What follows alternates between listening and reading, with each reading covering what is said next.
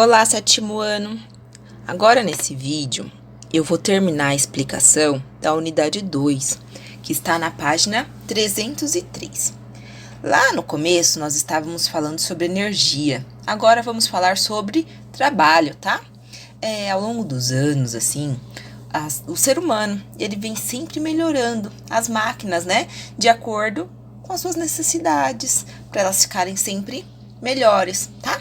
Qual que é o objetivo das máquinas? É o que? Sempre ter uma vantagem mecânica, tá? E para transmitir e converter energia. Então, esse processo é denominado trabalho. Por exemplo, nós temos exemplos de máquinas simples, tá? Que vocês podem acompanhar aí nas imagens. E o que é esse trabalho? É um processo de transferência, né? Ou transformação de energia. Sempre tem uma força aplicada sobre um objeto ou o deslocamento causado por essa força.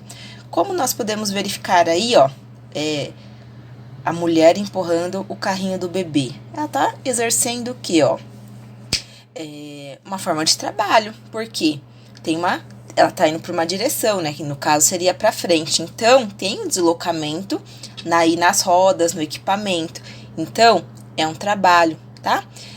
Quando é para o mesmo deslocamento, quanto maior a força aplicada, maior será o trabalho realizado, tá? E para uma mesma força aplicada, quanto maior o deslocamento efetuado, maior será o trabalho realizado por essa força, ok? Agora, nós iremos para a página 304. Aí na página 304, fala assim, relação entre força e trabalho. Só vocês acompanharem a ilustração aqui do menino, né? Ó. Na primeira situação, o menino ele levanta a mala do chão, ele realiza um trabalho. Já na outra imagem, ele caminha para frente com essa mala. Então, ele usa a força somente para segurar a mala. E essa força, então, né, não realiza um trabalho, porque ele está indo se deslocando, né, para frente na segunda imagem. Então, o trabalho é um produto, tá? Entre a intensidade da força e o módulo, né, o deslocamento, ok? A potência, o que é a potência, né? Vocês, principalmente os meninos, né, eles sempre brincam com carrinhos, motos, e quanto maior a potência, é melhor. O carro é mais potente, né? Ele realiza mais, tem mais energia. Então, quando você compara veículos, secador de cabelo, quanto maior a potência, tá? Ele tem maior desempenho para promover uma aceleração, tá? Daí ele fala se ele é suficiente, potente ou não, tá? Então, a potência é a rapidez com que o trabalho é realizado ou que a energia é transformada de uma forma em outra, beleza? Aí, no finalzinho da 304, nós temos as máquinas, né? Qual é a importância das máquinas? Elas foram feitas, né? São instrumentos ou dispositivos que realizam e facilitam a realização de um trabalho. O que acontece? Ele converte, né? Ou transforma energia para atingir um determinado objetivo, um determinado trabalho, tá? E essas máquinas, elas podem ser simples ou complexas. Agora, vocês podem ver aí, ó, na página 305. Máquina simples, né? O nome já diz, né?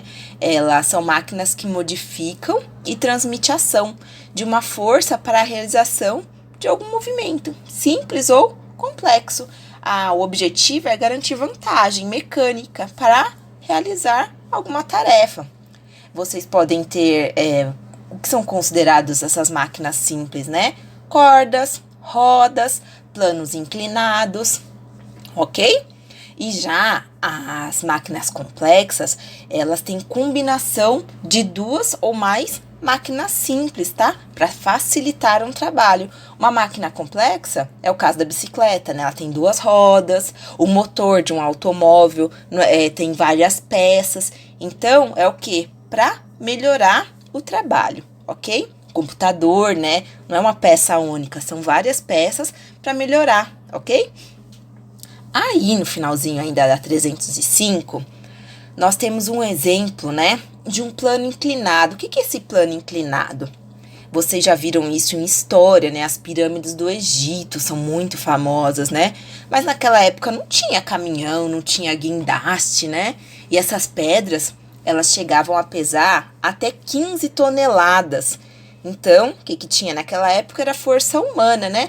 Mas como eles conseguiam erguer, né, a 150 metros de altura essas pedras? Era através desse plano inclinado aí que vocês podem acompanhar na ilustração, né?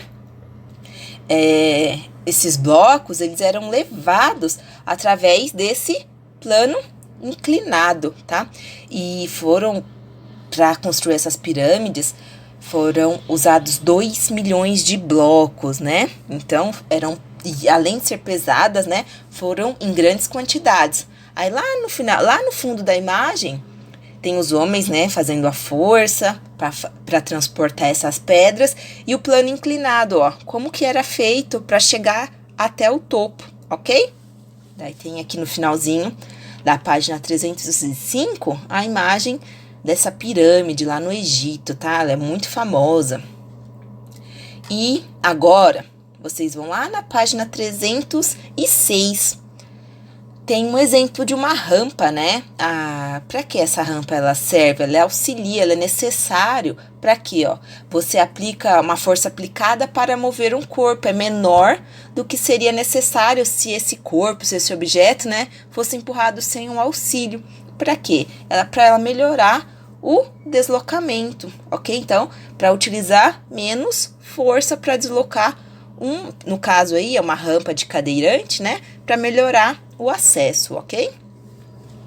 Ainda na 306, tem um modelo, né, de alavancas. O que são alavancas, né? Vocês já foram em parquinhos que tinham gangorra. Isso daí é uma alavanca, né? Você tem que ter um ponto de apoio, tá? Uma barra rígida que ela vai girando ao redor desse ponto de apoio, que é denominado pivô ou ponto de apoio, tá? Então, faz com que uma força, né, levante a pessoa para cima e também uma extremidade oposta, ok? A força aplicada nessa alavanca, ela é dominada, tal, ela é chamada de força de ação, ok? Para o quê? Ir para cima e para baixo. Aí tem a ilustração no finalzinho da página 306, tá? Tem aqui a força de ação, o ponto de apoio e a força de resistência. Agora, na página 307, tem a biografia, né, de Arquimedes. Quem foi ele, né? Ele foi um matemático, físico, engenheiro, astrônomo e inventor. Foi ele que constatou a existência do empuxo. O empuxo vocês aprenderam comigo lá no 6º ano. E ele também, né, sendo um físico, ele descobriu como calcular essa força, tá? E ele também explicou o funcionamento da alavanca. E ele fez uma frase famosíssima: dei-me uma alavanca e um ponto de apoio e eu moverei o mundo. Bem interessante essa frase, né? As alavancas, elas podem ser em 3 tipos, tá? Interfixas. Tá vendo? Tem até um exemplo de uma alavanca interfixas. Como que é? Tem um ponto de apoio que fica entre os pontos de aplicação das forças potentes e a força resistente. E essa distância entre esses pontos de aplicação, tá, e o ponto de apoio é muito importante, porque quanto mais longe esses pontos, tá, estiverem um do outro, maior é a facilidade para mover o objeto. Só vocês acompanharem a imagem. Outro tipo de alavanca interfixas é usado no nosso dia a dia. O alicate de unha, o alicate, né, que os homens utilizam, tesouras, martelos, balanças, tá? Aí aqui, no final da 307, né, tem um exemplo do alicate, a força potente, né, que fica entre os dedos, tem a força resistente e o ponto de apoio, ok? Para o quê? Realizar um trabalho. Agora, nós iremos para a página 308. É um outro modelo de alavanca, né? Interresistentes. Tá vendo como que é? Tem a imagem aí, ó. Tem um ponto de apoio que fica na extremidade lá da alavanca e a força resistente fica entre o ponto de apoio e a força potente. Também é utilizado no nosso dia a dia essa alavanca, né, interresistente. Através do que, professora? Os abridores de garrafas, o carrinho de mão, o quebra-nozes. Só vocês acompanharem a ilustração, ok? Aí, no finalzinho também tem a alavanca interpotentes. Como que é essa alavanca, né, ó? Tem uma força potente que está situada entre o ponto de apoio e a força resistente. Só vocês acompanharem também a ilustração. A vassoura, varinha de pesca, a pinça, grampeadores, ok? É um tipo de alavanca interpotentes.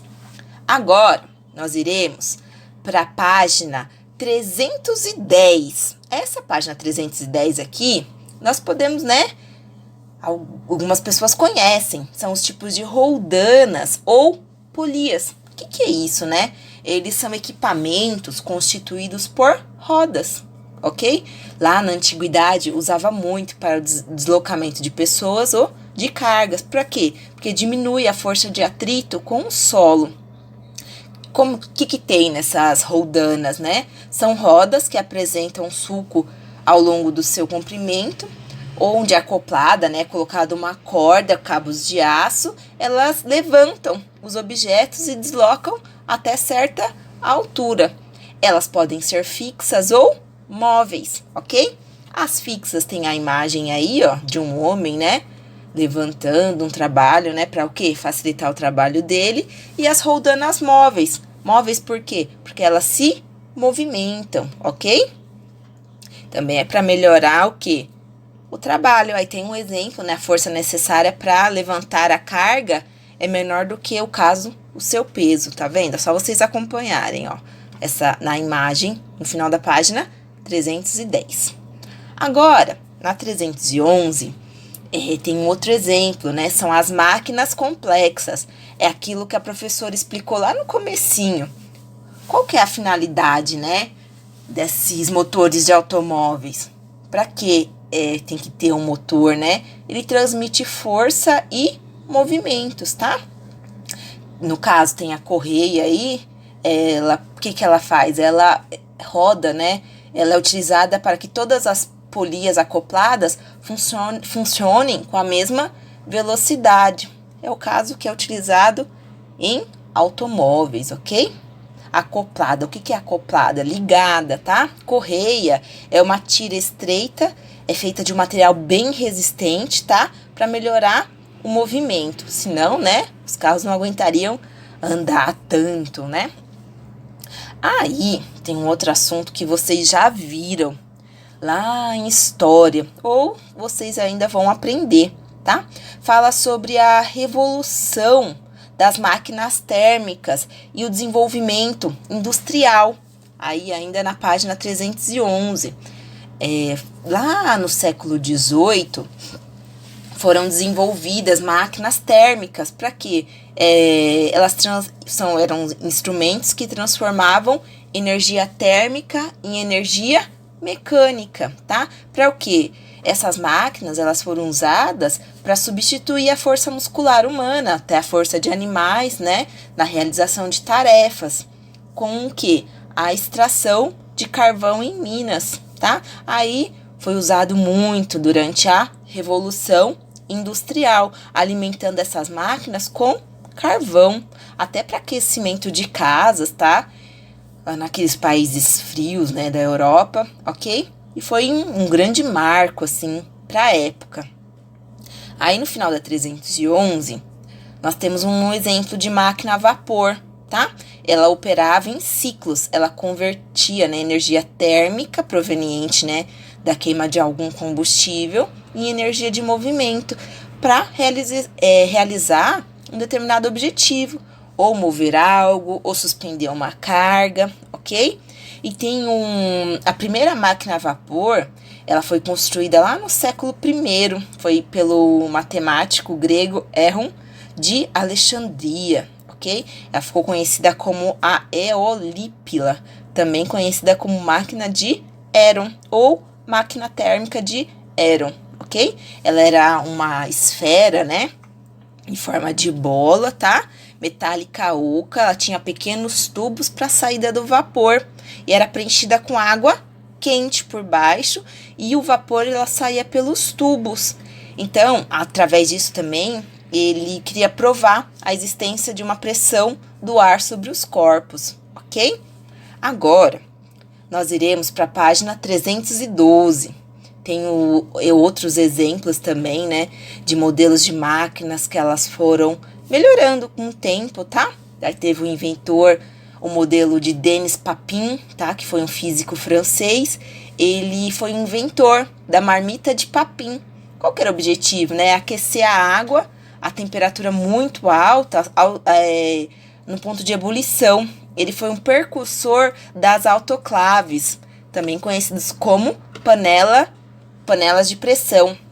Essa autoclave também é utilizado em cabeleireiro, manicure, que esquenta muito e esteriliza instrumentos de laboratório, de hospitais, de manicures. Aí é o que? Mata os micro-organismos, tá?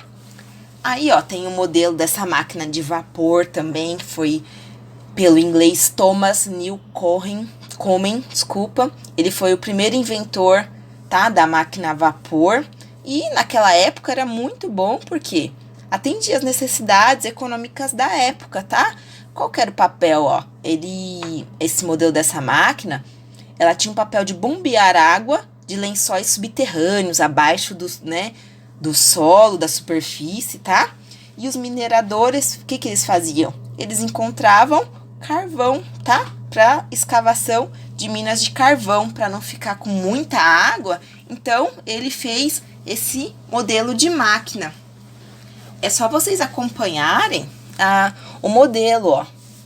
Ele bombeava, ele tirava a água desses lençóis freáticos, tá? Aí, com o tempo, foram aprimorando, tá?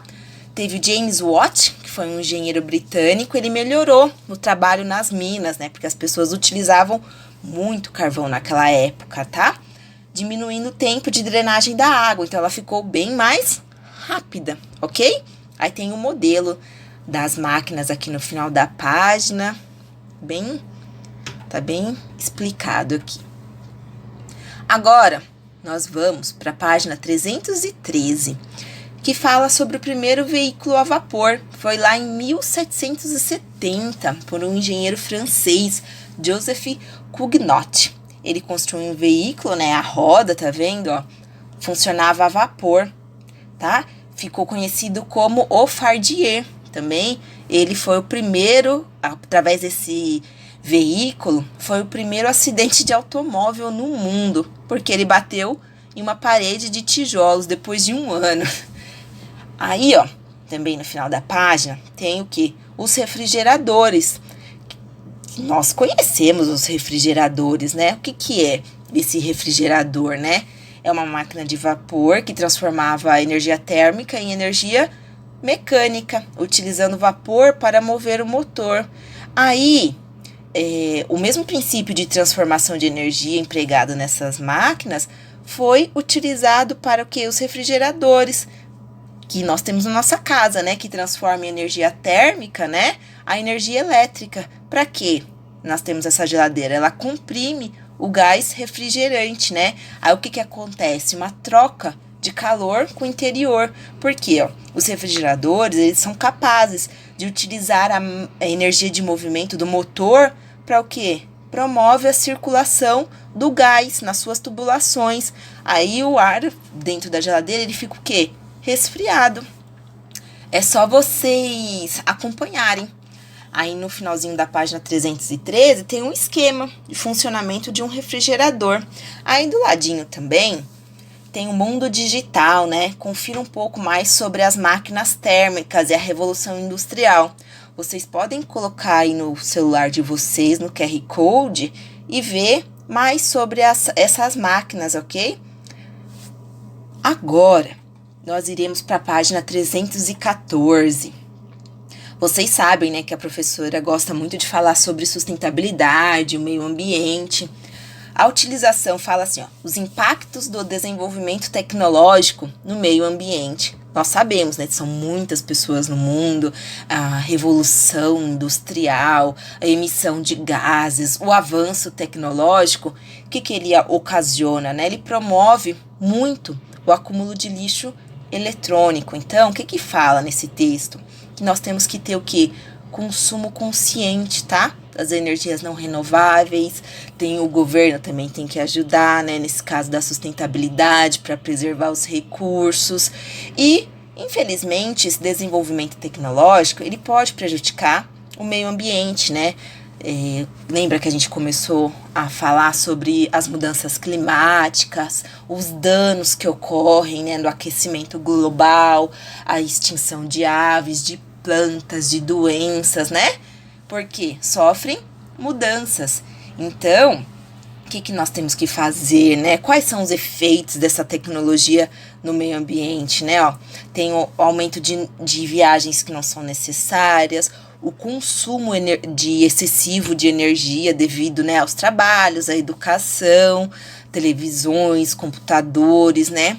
Que nós também, a geração de resíduos, né, tóxicos, né, por monitores, CPUs, teclados, tablets, acaba o quê? Contaminando o nosso planeta, né? Tanta tecnologia, mas tem que ter tem que utilizar isso para o bem, reutilizar, reaproveitar o que for possível, né? Aí na 315 continua falando também, né, sobre as lâmpadas fluorescentes, elas têm que ser substituídas, né? Ok? E nós somos viciados em Wi-Fi, né? É o mundo, é a tecnologia, né? E essa tecnologia também nos expõe à radiação. E com o tempo ela pode provocar problemas silenciosos de saúde. Outro problema também é o desmatamento em excesso, né? Pode abrir clareiras, acabando com as florestas, com os animais. Então, né?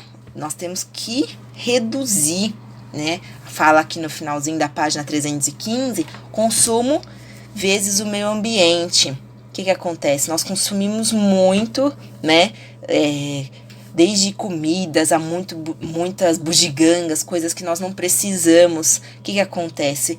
Vai o quê? Aumentando a emissão de gases, né? No efeito estufa, devido a esse consumismo em excesso, ok? Então, aí no texto ele fala consumo vezes meio ambiente.